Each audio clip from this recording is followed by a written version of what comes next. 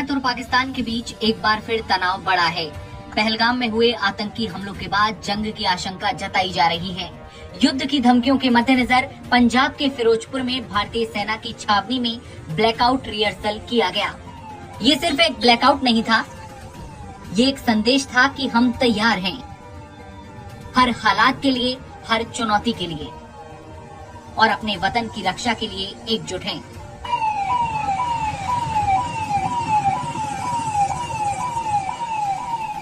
युद्ध किसी के लिए अच्छा नहीं होता, लेकिन उसकी तैयारी हर उस देश के लिए जरूरी होती है जो शांति चाहता है। फिरोजपुर की उस छावनी में सेना मुस्तैद थी, लेकिन अब आम नागरिक भी सैनिक बन गए थे, अपने घरों की लाइटें बुझाकर अंधेरे में देश के साथ खड़े होकर।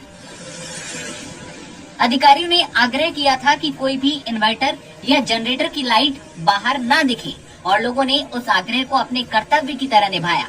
ये ब्लैकआउट 30 मिनट का था, 30 मिनट का अंधेरा, लेकिन एक जज्बा जो पूरे देश को रोशन कर गया। आकाश में तारे टिमटिमा रहे थे, लेकिन धरती पर हर रोशनी को बुझा दिया गया था। सिर्फ एक अभ्यास के लिए नहीं, बल्कि उस तैयारी के लिए जो एक देश अपनी सुरक्षा के लिए करता है।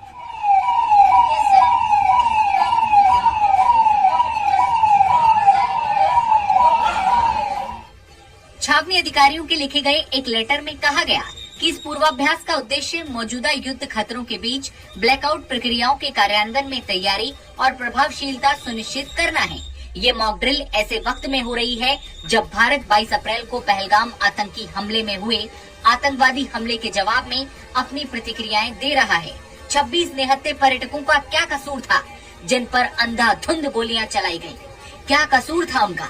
कहा यह भी गया कि धर्म पूछकर उन्हें मारा गया।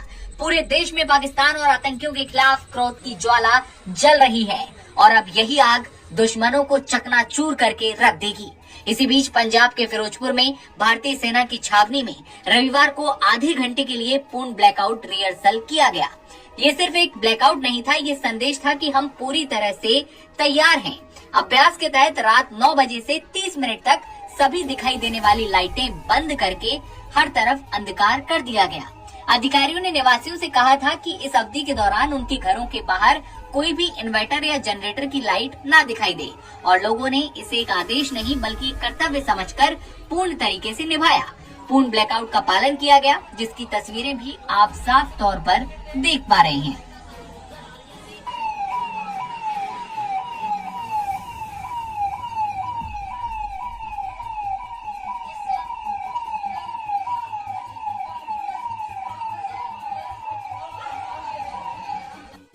जानकारी के लिए बता दें कि पाकिस्तान के खिलाफ सैन्य हमले की संभावना के बारे में अटकलें लगाई जा रही हैं। हालांकि अब तक कोई आधिकारिक बयान सामने नहीं आया है।